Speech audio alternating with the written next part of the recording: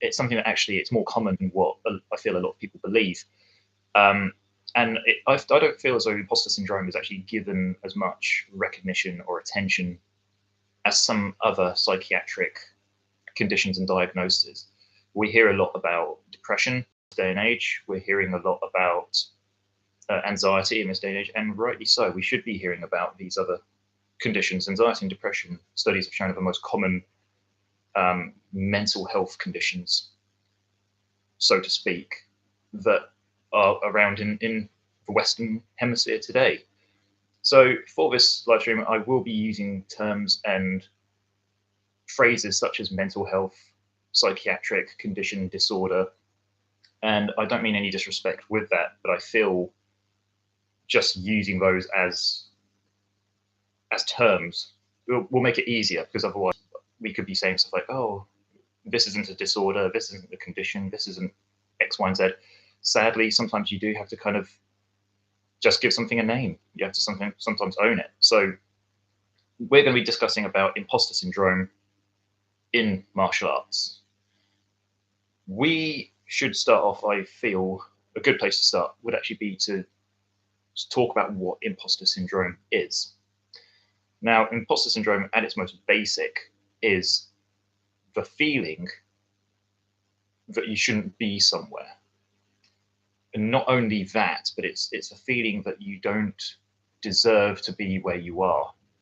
And this can apply across many different social, cultural, economic stratas. The most common one being, like, if you've had a promotion at work and you've now gone from, say, a blue collar worker to a white collar worker. You're working in this big fancy office with all these high tech executives all around you, and you feel as though you don't fit. You feel as though that actually I shouldn't be here. This is not who I am. There's all these people around me who are qualified to be here, and yet I'm not. Or you don't feel as though you are. I mean, you may have the qualifications, you may have the experience, and that's why you're promoted into that position. But in and of yourself, you don't feel as though that you're worthy of that. You don't feel as though that you should be there. And that is where the imposter name comes in. You feel as though you are an imposter in that environment. And as well as that, as well as feeling as though you're the imposter in that situation, additional feelings come onto that as well. And those feelings are mostly associated with fear of being exposed. So going back to the executive again, you get promoted, you go to this office, you're in this big fancy place, and you're getting all these benefits and all these high level cases to handle, and people are thinking like, oh, you're the good person you're the right person for the job. You can do this, you can handle it. Genuinely believing that you can, and you may well be able to handle it. Yet with the imposter syndrome, you feel as though that you'll be exposed, or you're fearing that you will do something which is wrong, and that will then unravel who you are and who you're not. That is essentially imposter syndrome at its most simplistic. So as we said, where does imposter syndrome come into martial arts? I've just highlighted an example of imposter syndrome in the corporate working world, and it doesn't stop there. It's pretty much any job you want to say, not even just employment, any sort of social situation, imposter syndrome can take root.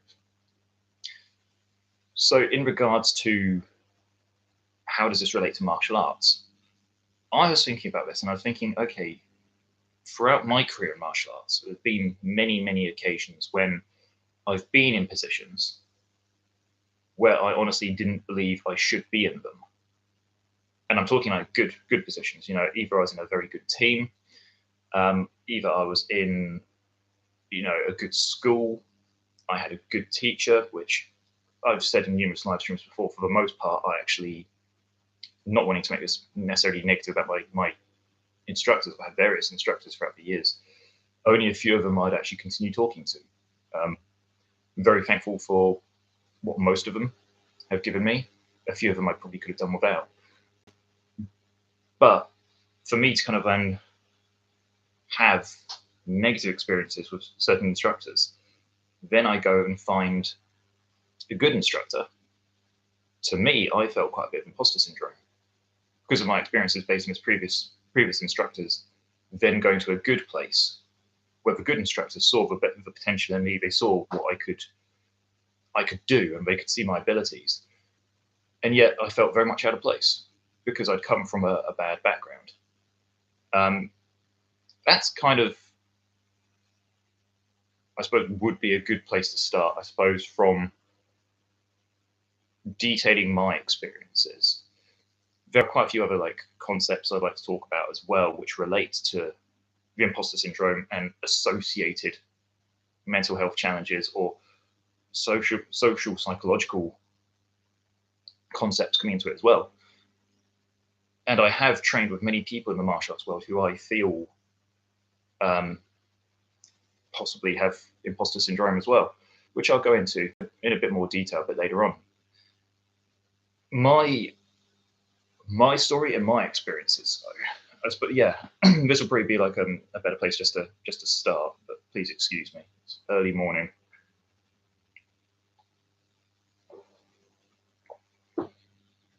So I suppose my imposter syndrome came from even before I started doing martial arts, and I've explained before on different live streams, and my closest subscribers on the channel will know that I was raised in the Middle East, and for many years I was very much tied to the Middle East emotionally. It took me a very long time to drop that connection I had with the Middle East, and even to this day I still have quite a spiritual connection, I feel, to that region. It was the land of my upbringing, or the area of my upbringing, and I was naturally going to be, I say, socially influenced and culturally influenced by that childhood upbringing.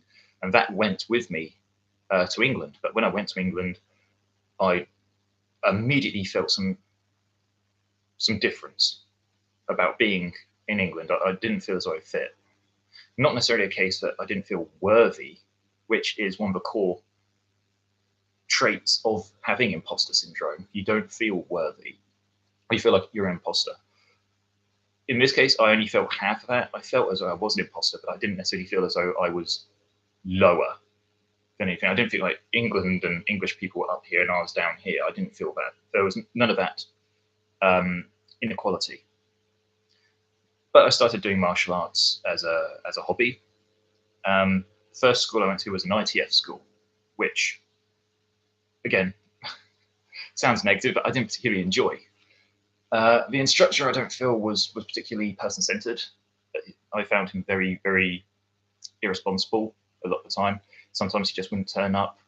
Sometimes he'd cancel at the last minute. And I didn't feel as though he really cared. I think he cared more about getting the money as opposed to actually teaching proper martial arts. That is the feeling I got. From there, I left after probably about a year or so, and I found a WT Taekwondo school. So transitioned over into WT Taekwondo. At first I was settled. First few years were cool. Then, again, not necessarily wanting to make this a video about those negative kind of trash talking instructors, but the last few years I was at this place. I mean, how long was I there for? It's like